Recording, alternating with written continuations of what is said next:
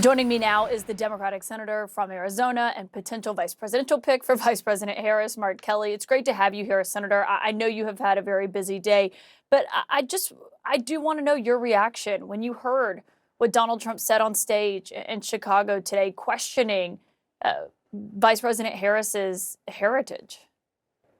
Well, Caitlin, my first reaction was, this is the reaction of a desperate and scared old man. It was very obvious to me watching him and just what I've seen over the last week while she's been, across the country just kicking his butt, that he's afraid.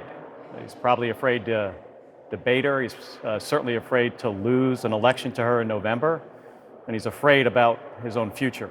So I'm not surprised to see it.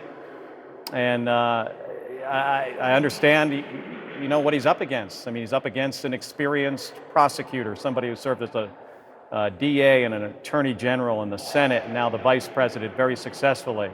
You put Kamala Harris's record up to Donald Trump, and there's no comparison. And the contrast is just can't be more significant.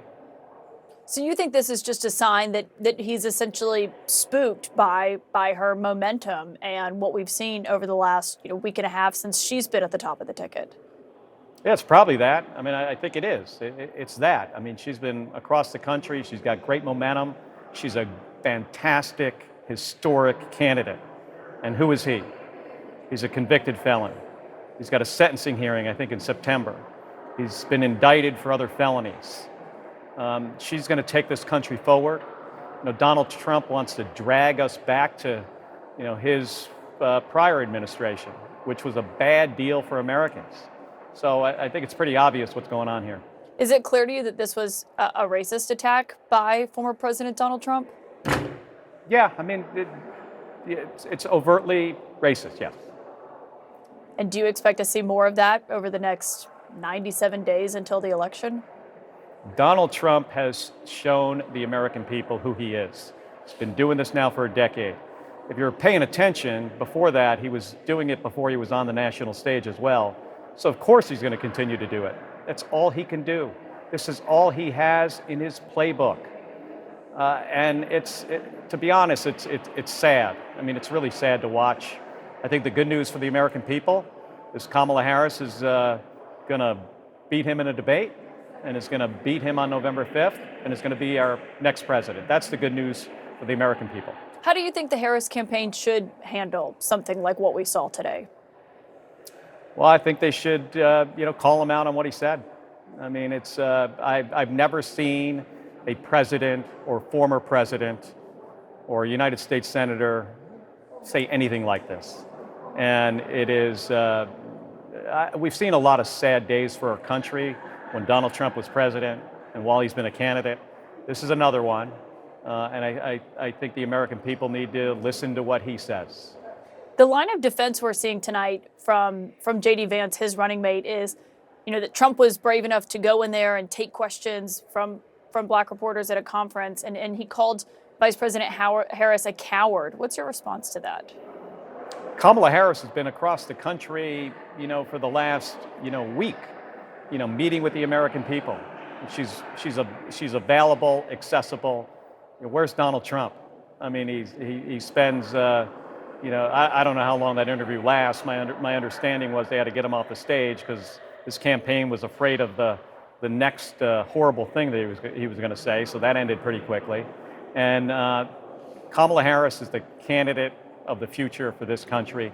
She wants to bring down the cost of prescription drugs, make child care affordable, reduce the cost of health care for the American people. What does Donald Trump want to do? I mean, he made it pretty clear he wants more tax cuts for billionaires and the biggest corporations.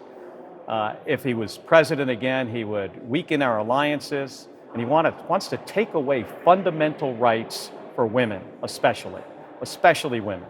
So I'm not surprised with what he said, but the consequences of 4 more years of Donald Trump is more loss of reproductive rights, including things like birth control and IVF. Caitlin, I've got 2 daughters and a granddaughter, and I really worry about the future of this country with Donald Trump continuing to have any sort of power. Now, that's not going to happen because Kamala Harris is a great candidate. She's a great leader. She's going to be the future president of the United States. Well, and of course, Senator, you're under consideration to be potentially her vice presidential pick, and you were on that short list.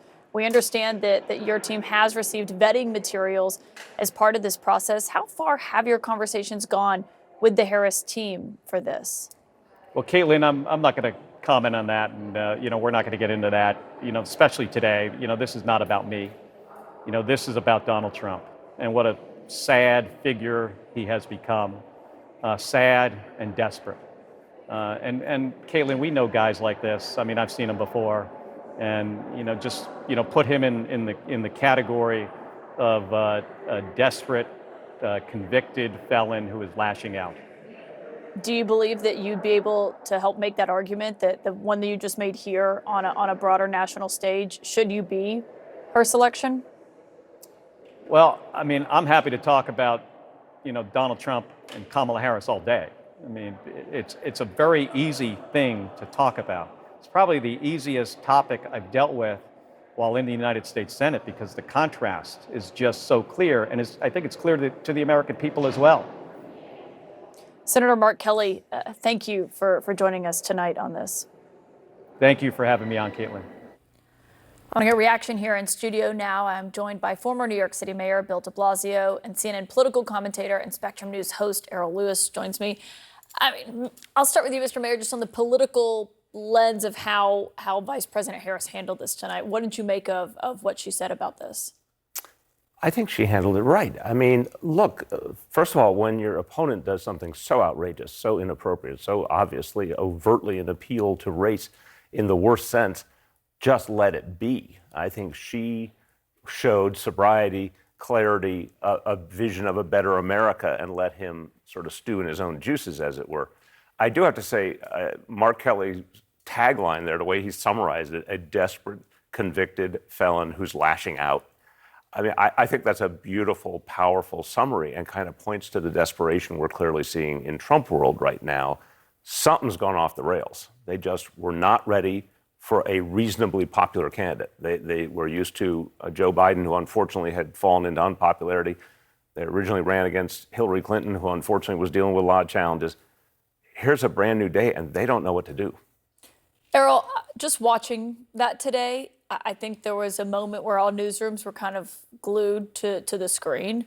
What did you make of that? It was like a flashback to 2015. This is Donald Trump pulling out some of the old tricks from when he first came onto the national scene, where he would say something completely outrageous, bursting the norms, going outside the normal guardrails of political discussion, and that became the story. And that's what I think is going on here. Whatever else he is, Donald Trump is not in the news cycle. And if he hadn't said something crazy and outrageous today, we wouldn't be talking about him right now. We know that there are, 97 days until the election. If you put in early voting, which starts in Arizona, by the way, in 70 days, we're at the stage where every single news cycle counts, and you can't win the news cycle if you're not in the news cycle. So I read this as Donald Trump just saying anything to try and get himself back into play, because the last week has been horrific for him. All of the excitement, hundreds of thousands of people in these Zoom calls, $200 million raised for his opponent. He can't touch any of that. And all of what they did, which was a very successful Republican National Convention, is basically forgotten. It's yesterday's news. And so he's trying to get back into it, and he's doing it the way that he knows best, which is to say something inflammatory, absurd, crazy, non-factual, and try and get back into the game. Look at what's at the Trump rally tonight that he had after this event that he flew to. They have this screen up, and it showed these headlines identifying Harris as Indian American in headlines. I mean, she can be both, and she is, and she has talked about that. And I think we've talked about that collectively when she made history by becoming vice president. But what do you make of the fact of how they're leaning into this at a rally tonight? Well, first of all, to pick up on Errol's point, I think the worst thing in the world is happening to Donald Trump, humanly, emotionally, which is he's being ignored. This is the one thing that flummoxes him the most. And I think when you think about that kind of language, it's just obviously patently false to say, she was not being authentically black. I mean, that's stunning in a campaign that just a week or two ago was saying they actually hope to win black voters, particularly black males, over to their cause. Well, And his numbers had been going up. yeah, with and his numbers, certain minority groups. unfortunately, and let's be honest, as we saw on the challenges Joe Biden was facing, we did see some drift in the black and Latino community. That was an area of real concern. But if you had that hope, why on earth would you attack an authentically black woman and challenge her blackness? That just says to the community that you're not only out of touch, you're absolutely insensitive and uncaring about the community. He's like driving his own nail into his own heart here. It makes no sense. He also, And it's worth pointing out, in her book, she talks about how her Indian American mother knew that she was raising 2 black girls. I mean, this is not something that's never come up before. So I'm not sure where they expect this to go. Anybody who actually looked at this has heard from her for years now that she is a black candidate. She is a black woman. She also has Indian American heritage. No big deal.